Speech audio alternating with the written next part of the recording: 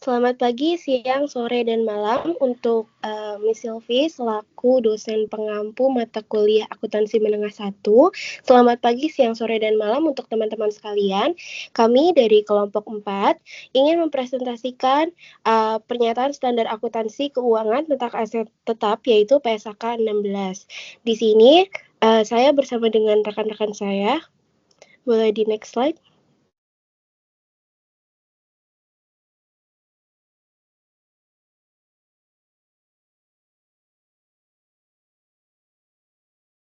Perkenalkan, nama saya Ardini Saida Nafisa dengan NIM 202450281. Perkenalkan, nama saya Zahra Dwi Cahyani dengan NIM 202450333. Perkenalkan, nama saya Marita Khairunisa dengan NIM 2024 50335. Perkenalkan, nama saya Nicholas Benedictus Stephen dengan NIM 2024 50338.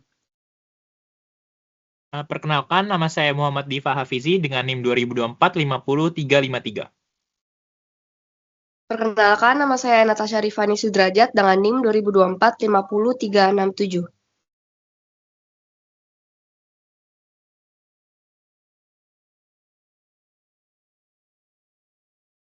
Adapun pembahasan terkait materi PSAK 16 hari ini, yang pertama itu ada pendahuluan, kemudian pengakuan, yang ketiga ada pengukuran saat pengakuan, kemudian pengukuran setelah pengakuan, kelima penghentian pengakuan, keenam pengungkapan, ketujuh ketentuan transisi, kedelapan tanggal efektif dan juga penarikan.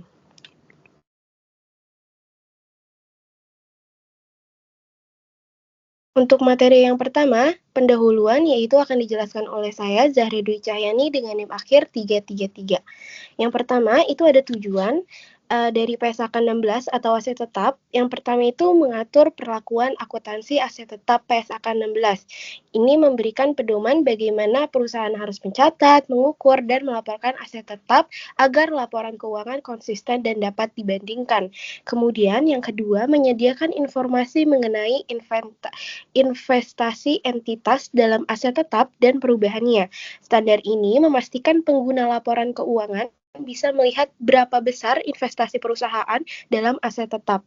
Yang ketiga, yaitu ada fokus utama dari PSAK 16 ini sendiri.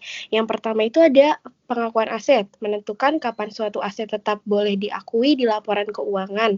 Yang kedua, penentuan jumlah tercatat atau carrying amount, menjelaskan cara mengukur biaya perolehan awal, kemudian pengeluaran setelah perolehan, dan metode revaluasi.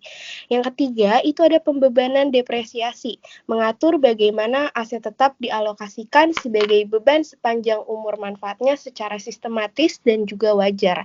Dan yang terakhir, itu ada rugi penurunan nilai atau impairment, yaitu menentukan kapan nilai aset harus diturunkan jika aset tidak lagi memberikan manfaat ekonomi sesuai yang diharapkan. Boleh di next? Adapun ruang lingkup dari PSAK 16 ini, yang pertama berlaku untuk semua aset tetap kecuali jika PSAK lain mengatur. Artinya mengatur secara berbeda. Artinya PSAK 16 ini digunakan sebagai pedoman untuk mengakui, mengukur dan juga melaporkan aset tetap. Namun kalau ada aset tertentu yang sudah punya standar khusus, maka standar itulah yang akan dipakai. Kemudian aset yang tidak diatur oleh PSAK 16 itu ada aset tetap yang diklasifikasikan sebagai dimiliki untuk dijual mengacu ke PSAK 58. Ini berlaku kalau perusahaan berencana menjual aset tersebut dalam waktu dekat. Kemudian, yang kedua, aset biologis terkait aktivitas agrikultur mengacu ke PSAK 69. Contohnya hewan ternak, tanaman yang tumbuh, kemudian kecuali tanaman produktif karena itu masuk PSAK 16. Yang ketiga, aset eksplorasi dan evaluasi pertambangan mengacu ke PSAK 64. Ini mencakup biaya eksplorasi minyak, gas, dan sektor tambang lainnya. Yang keempat, hak penambangan dan cadangan mineral.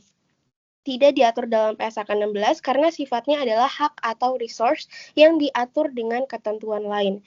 Kemudian, khusus untuk entitas yang menggunakan model biaya pada properti investasi, jika perusahaan menggunakan model biaya untuk properti investasi sesuai PSAK 13, maka PSAK 16 digunakan untuk pengukuran setelah pengakuan awal properti investasi tersebut, yang artinya perlakuan selanjutnya seperti depresiasi dan penurunan nilai mengikuti aturan PSAK 16. Boleh di next?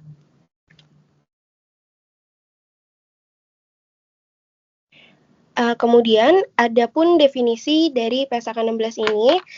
Jadi secara umum PSAK 16 ini mengatur tentang aset tetap, yaitu aset berwujud yang digunakan dalam operasional perusahaan dan memiliki umur manfaat lebih dari 1 periode. Aset tetap dicatat sebagai biaya perolehan, yaitu semua biaya yang dikeluarkan sampai aset siap digunakan. Nilai aset dalam laporan keuangan disebut jumlah tercatat, yaitu biaya perolehan dikurangi penyusutan dan penurunan. Boleh di next?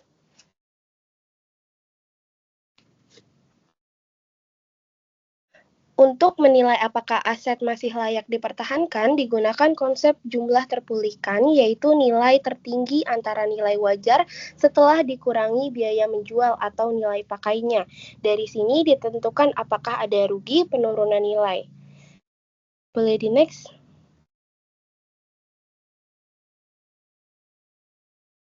Selama masa pakainya, aset dialokasikan melalui depresiasi, yaitu pengalokasian biaya aset secara sistematis sesuai umur manfaat.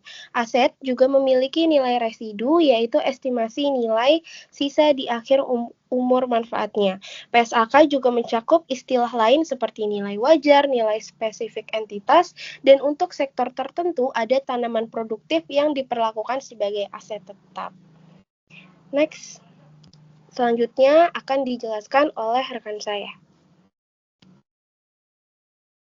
Oke, selanjutnya perkenalkan saya Nicholas untuk akan membahas mengenai pengakuan dan pengukuran saat pengakuan. Jadi pada pengakuan, di biaya perolehan aset tetap diakui sebagai aset jika hanya A. Kemungkinan besar entitas akan memperoleh manfaat ekonomi masa depan dari aset, dan B. Biaya perolehannya dapat diukur secara andal. Selanjutnya ada suku cadang. Suku cadang merupakan peralatan yang siap pakai dan peralatan pemeliharaan yang diakui sesuai dengan pernyataan. Pernyataan ini memenuhi definisi dari aset tetap. Namun, jika tidak, maka suku cadang, peralatan siap pakai, dan peralatan pemeliharaan diklasifikasikan sebagai persediaan. Lalu ada entitas. Entitas mengevaluasi berdasarkan prinsip pengakuan seluruh biaya perolehan aset tetap pada saat terjadinya. Biaya tersebut termasuk biaya awal untuk memperoleh atau mengkonstruksi aset tetap dan biaya selanjutnya yang timbul untuk menambah, mengganti bagian, atau memperbaikinya. Boleh di next. Selanjutnya ada biaya perolehan awal. Aset tetap dapat diperoleh untuk alasan keamanan ataupun lingkungan. Perolehan aset tetap tersebut, meskipun tidak secara langsung, meningkatkan manfaat ekonomi di masa depan dari aset tetap tertentu yang ada. Mungkin diperlukan bagi entitas untuk memperoleh manfaat ekonomi masa depan dari aset lain.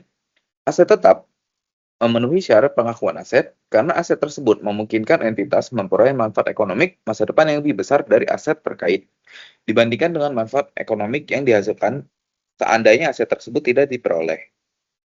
Next. Boleh di next.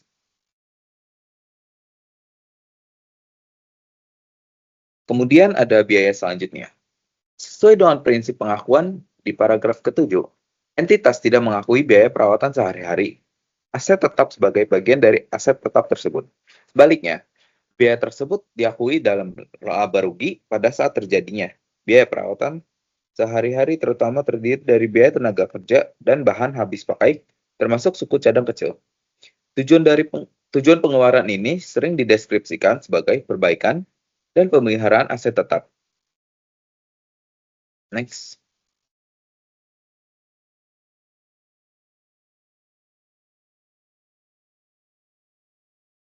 Boleh. Selanjutnya ada pengukuran saat pengakuan. Aset tetap yang telah memenuhi kualifikasi pengakuan sebagai aset diukur pada BLEVE perolehan. Adapun elemen biaya perolehan meliputi harga perolehannya, termasuk biaya impor dan pajak pembelian yang tidak dapat dikreditkan setelah dikurangi diskon dan potongan lain. Lalu, ada setiap biaya yang dapat diatribusikan secara langsung untuk membawa aset ke lokasi dan kondisi yang diinginkan, supaya aset tersebut siap digunakan sesuai dengan intensi manajemen. Lalu, ada estimasi awal biaya pembongkaran dan pemindahan aset tetap dan restorasi lokasi aset tetap. Kewajiban tersebut timbul ketika aset tetap diperoleh atau sebagai konsekuensi penggunaan aset tetap selama periode tertentu untuk tujuan selain untuk memproduksi persediaan selama periode tersebut.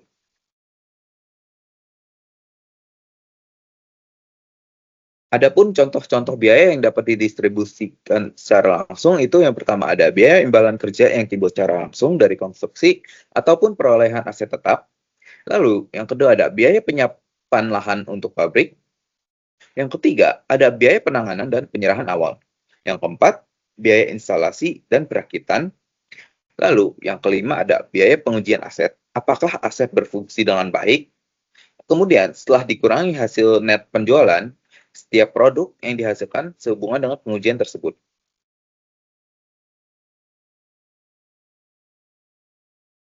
Selanjutnya kita akan membahas mengenai entitas.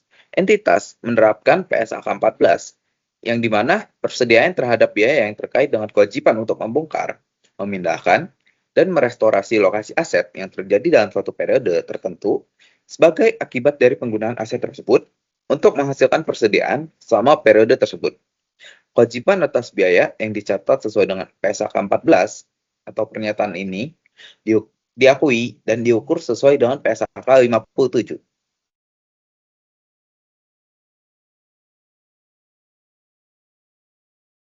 Kemudian ada contoh biaya yang bukan merupakan biaya perolehan aset tetap. Yang pertama adalah biaya pembukaan fasilitas baru. Lalu yang kedua ada biaya pengenalan produk atau jasa baru, termasuk biaya iklan dan aktivasi promo. Yang ketiga ada biaya penyelenggaraan bisnis di lokasi baru atau kelas pelanggan baru, termasuk ke dalam bahasa pelatihan staf. Yang keempat, biaya administrasi dan biaya overhead umum lainnya.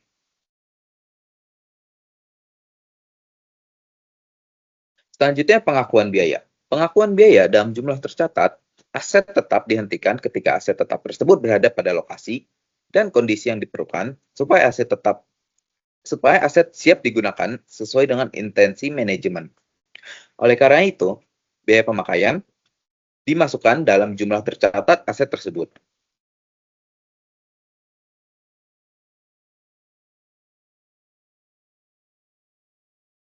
Kemudian ada biaya perolehan. Biaya perolehan suatu aset yang dikonstruksi sendiri ditentukan dengan menggunakan prinsip yang sama.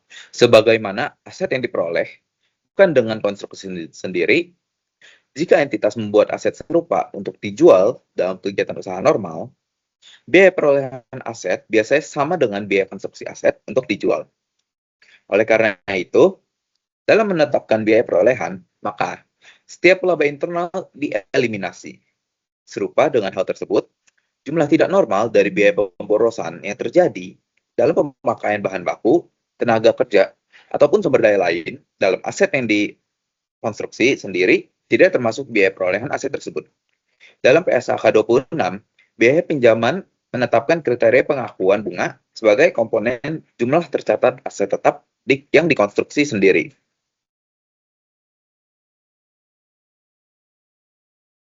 Selanjutnya, pengukuran biaya perolehan. Biaya perolehan aset tetap adalah setara dengan harga tunai pada tanggal pengakuan. Jika pembayaran ditangguhkan melampaui jangka waktu kredit normal, maka perbedaan antara harga tunai dan total pembayaran diakui sebagai beban bunga. Selama periode kredit, kecuali beban bunga tersebut dikapitalisasi sesuai dengan PSAK 26, biaya pinjaman. Satu atau lebih aset tetap mungkin diperoleh dalam pertukaran dengan aset moneter atau aset non-moneter, atau kombinasi aset moneter dan non-moneter. Pembahasan berikut mengacu pada pertukaran satu aset non-moneter dengan aset non-moneter lain. Tetapi, hal ini juga berlaku untuk seluruh pertukaran yang dideskripsikan dalam kalimat sebelumnya.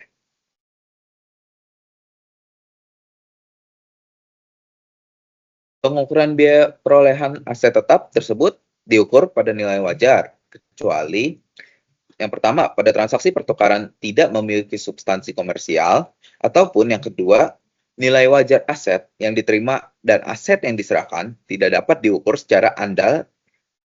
Aset yang diperoleh diukur dengan cara tersebut, bahkan jika entitas tidak dapat segera menghentikan pengakuan aset yang diserahkan. Jika aset yang diperoleh tidak dapat diukur pada nilai wajar, maka biaya perolehannya diukur pada jumlah tercatat aset yang diserahkan.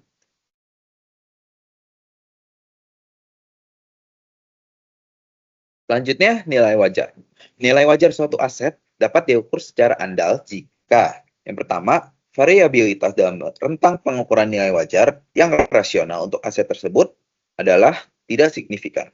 Atau yang kedua, probabilitas dari beragam estimasi dalam rentang tersebut dapat dinilai secara rasional dan digunakan dalam mengukur nilai wajar. Selanjutnya akan dilanjutkan oleh teman saya. Oke, saya Rini Nafisa dengan NIM 202450281 akan menjelaskan pengukuran setelah pengakuan. Setelah suatu aset tetap diakui pertama kali di laporan keuangan, perusahaan perlu menentukan bagaimana nilai aset itu akan diukur ke depannya. Ada dua pendekatan yang bisa digunakan, yaitu model biaya dan model revaluasi.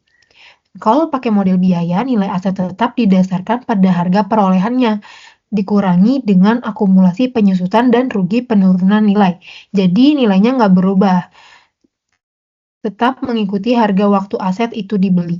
Sementara kalau pakai model revaluasi, nilainya disesuaikan dengan nilai wajar atau nilai harga pasar saat ini. Model ini bisa digunakan kalau nilai wajarnya bisa diukur secara andal, dan revaluasi harus dilakukan secara berkala supaya nilai aset di laporan keuangan tetap mencerminkan kondisi sebenarnya di pasar. Nah, setelah tahu ada dua pilihan model ini, kita tuh bisa lanjut ke bagian bagaimana revaluasi aset tetap itu dilakukan dalam praktiknya. Boleh next slide.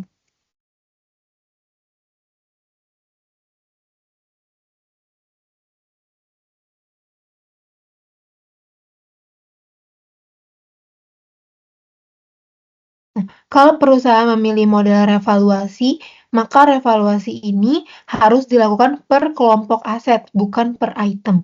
Misalnya, kalau perusahaan punya beberapa gedung, maka seluruh gedung harus direvaluasi bersama, bukan hanya satu yang nilainya naik. Tujuannya itu supaya laporan keuangan tetap konsisten dan adil. Lalu hasil revaluasi bisa dua kemungkinan, yaitu nilai aset naik atau nilai aset turun. Kalau nilainya naik, selisih kenaikan itu nggak langsung masuk ke laba, tapi diakui ke penghasilan komprehensif lain dan disimpan sebagai surplus revaluasi di ekuitas. Tapi kalau sebelumnya pernah ada penurunan nilai, maka sebagian bisa diakui ke laba rugi untuk menutupi penurunan yang lama.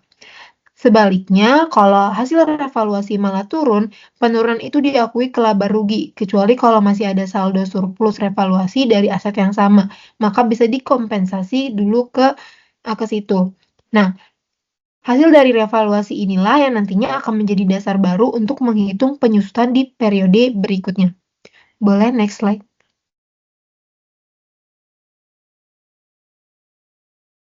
Setelah nilai aset tetap ditentukan, baik dari biaya perolehan maupun revaluasi, aset tersebut tetap harus disusutkan setiap periode. Dasar penyusutannya dihitung dari nilai aset dikurang nilai residunya, dan metode penyusutannya harus menggambarkan bagaimana aset itu dipakai. Misalnya, mesin pabrik bisa pakai metode garis lurus kalau pemakaiannya stabil setiap tahun, atau saldo menurun kalau produktivitasnya makin berkurang seiring waktu. Selain itu, kalau satu aset punya beberapa bagian penting dengan umur manfaat berbeda, contohnya pesawat dengan mesin dan badan pesawat, maka setiap bagian disusutkan secara terpisah. Perusahaan juga wajib meninjau kembali umur manfaat, nilai residu, dan metode penyusutan setiap akhir tahun, supaya tetap sesuai dengan kondisi aktual. Nah, dari sini nih kita masuk nih ke pembahasan terakhir. yaitu tentang bagaimana depresiasi tetap diakui meskipun nilai wajar aset naik. Boleh next slide? Nah, walaupun nilai wajar atau harga pasar suatu aset meningkat, depresiasi tetap harus diakui setiap periode. Alasannya, depresiasi bukan menilai harga pasar, tetapi mencerminkan pemakaian manfaat ekonomi dari aset tersebut. Jadi, meskipun harga aset naik, manfaat yang dipakai perusahaan dari aset itu tetap berkurang seiring waktu. Depresiasi hanya berhenti kalau nilai residu aset, misalnya nilai sisa jualnya, sudah sama atau lebih tinggi dari jumlah tercatatnya. Dengan cara ini, laporan keuangan tetap menggambarkan penggunaan aset secara wajar dan tidak berlebihan dalam menilai kekayaan perusahaan. Jadi, revaluasi itu boleh membuat nilai aset naik, tapi depresiasi tetap mencerminkan penggunaan aset dalam kegiatan operasional perusahaan. Selanjutnya, pembahasan akan dilanjutkan oleh rekan saya yang akan menjelaskan perlakuan aset setelah revaluasi dan penghentian pengakuannya. Perkenalkan, saya Natasha Rifani Sudrajat dengan NIM 2024-50367. Saya akan melanjutkan pembahasan dari Andini terkait paragraf 50 sampai 66. Nah, pertama, di paragraf 50 ini dijelaskan bahwa jumlah terdepresiasi dari suatu aset itu harus dialokasikan secara sistematis sepanjang umur manfaatnya. Maksudnya, biaya perolehan aset yang dapat disusutkan akan dibebankan secara bertahap sebagai beban depresiasi setiap periodenya selama aset tersebut digunakan. Lalu di paragraf 51 itu menjelaskan bahwa nilai residu dan umur manfaat aset itu harus ditinjau setiap akhir tahun buku. Kalau hasil peninjauannya itu berbeda dari estimasi sebelumnya, maka perubahannya dicatat sebagai perubahan estimasi akuntansi sesuai PSAK 25. Artinya, perusahaan itu wajib memastikan bahwa perkiraan umur manfaat dan nilai sisa aset selalu relevan dengan kondisi sebenarnya. Lalu, paragraf 52 itu menegaskan bahwa perawatan atau perbaikan aset itu sebenarnya tidak menghilangkan kewajiban untuk mendepresiasikan aset tersebut. Jadi meskipun aset itu diperbaiki atau dirawat dengan baik, perusahaan itu tetap harus menyusutkannya setiap periode karena aset itu akan tetap mengalami penurunan gitu nilainya seiring waktu. Selain itu, nilai residu aset itu tidak boleh melebihi jumlah tercatatnya. Lanjut di paragraf 53 itu dijelaskan bahwa jumlah terdepresiasi aset ditentukan setelah dikurangi nilai residu. Namun dalam praktek seringkali nilai residu ini sangat kecil atau bahkan tidak signifikan gitu, sehingga tidak berpengaruh besar terhadap perhitungan depresiasi. Nah, lanjut di paragraf 54 itu membahas tentang nilai residu suatu aset itu bisa saja meningkat, bahkan sampai setara atau lebih besar dari nilai tercatatnya. Nah, kalau itu terjadi, maka beban depresiasi untuk aset tersebut dihentikan sementara, alias 0, sampai nilai residunya itu turun kembali di bawah nilai tercatatnya. Nah, hal ini itu dilakukan supaya depresiasinya itu nggak menyebabkan nilai aset di pembukuan menjadi lebih rendah dari nilai sebenarnya. Contohnya misalnya kayak sebuah kendaraan dulunya dinilai bukunya itu 100 juta, tapi harga pasaran naik jadi 110 juta. Nah, maka depresiasinya itu dihentikan dulu karena nilai residunya sekarang sudah melebihi nilai buku. Boleh di next slide.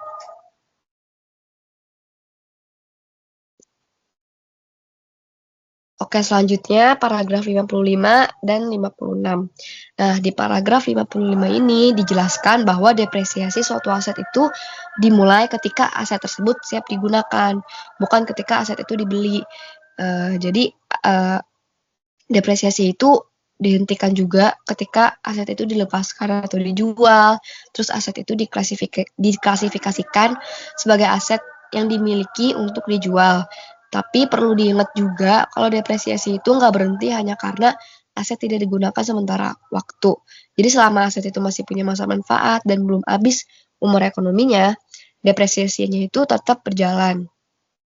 Lanjut di paragraf 56 itu dijelaskan bahwa manfaat ekonomi dari suatu aset itu bisa diperoleh melalui penggunaannya, tetapi ada juga faktor lain yang membuat manfaat asetnya itu menurun walaupun asetnya itu nggak dipakai. Karena itu, dalam menentukan umur manfaat aset, perusahaan itu harus mempertimbangkan beberapa faktor seperti yang pertama, perkiraan daya pakai aset. Dilihat dari kapasitas atau jumlah produksi yang bisa dihasilkan. Terus yang kedua, tingkat keausan fisik Jadi itu tuh tergantung pada seberapa sering aset digunakan dan bagaimana perawatannya. Terus yang ketiga, keusangan teknis atau komersial, yaitu penurunan nilai karena kemajuan teknologi atau perubahan permintaan pasar.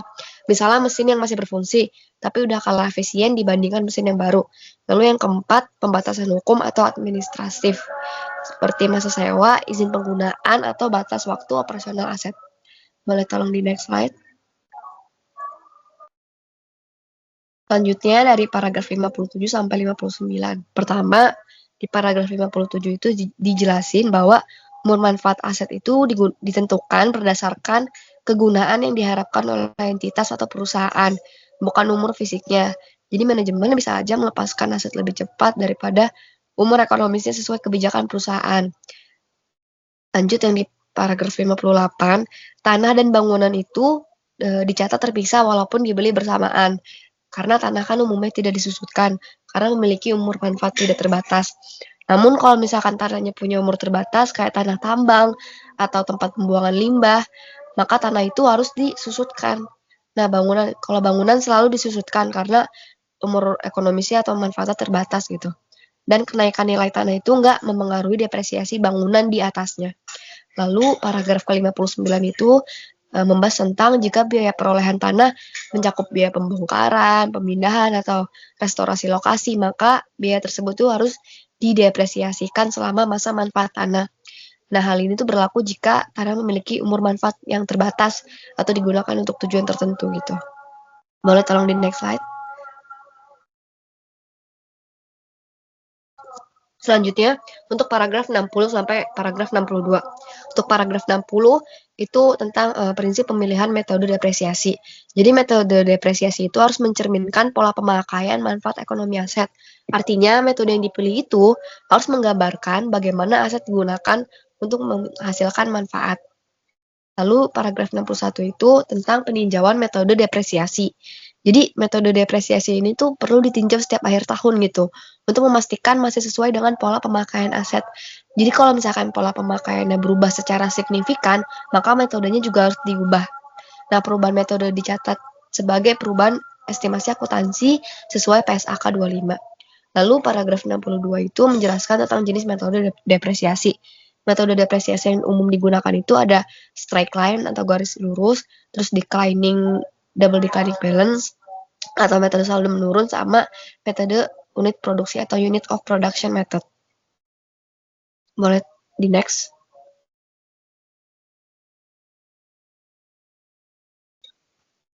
Nah, selanjutnya untuk paragraf 63 sampai 66.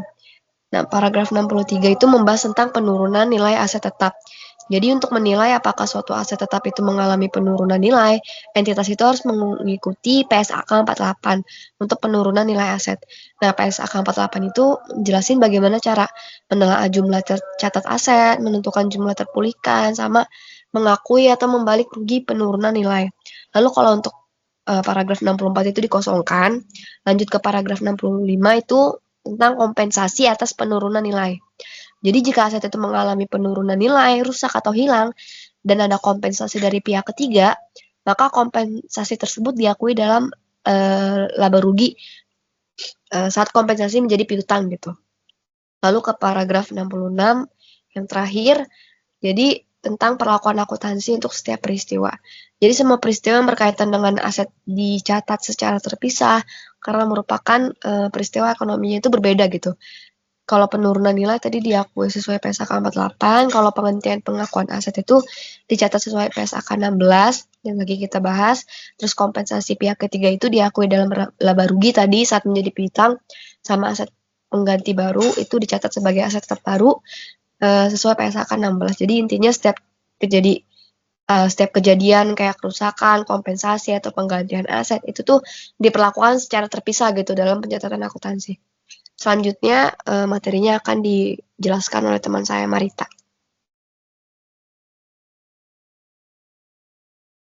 Oke.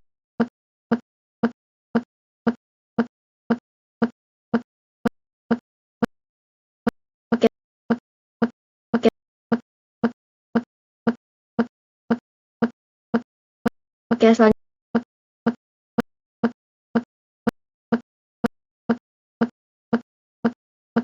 Oke,